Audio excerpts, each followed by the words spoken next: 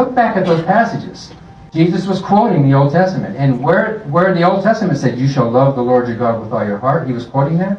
That was part of that marriage vow, that covenant vow that God was giving to his people as they were about to enter the promised land, to commit genocide and steal and rob and ethnic cleansing and get all those people out of there. God was saying to them, when you go into those cities that you did not build and you harvest those crops that you did not plant, don't be tempted to go after their gods. You should love the Lord your God with all your heart. In other words, it was a very jealous, exclusive, controlling kind of love. It wasn't like, let's all just love each other and sing Kumbaya together. It was this jealous kind of a love. And then he goes through the curses. And if you don't, here's what's going to happen to you.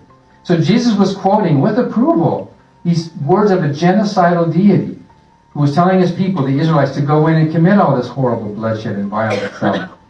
And when he said, thou shalt love thy neighbor as thyself, that sounds kind of cool, doesn't it? Love thy neighbor as thyself. But he was quoting an Old Testament passage where you can very clearly see, he didn't quote the whole thing.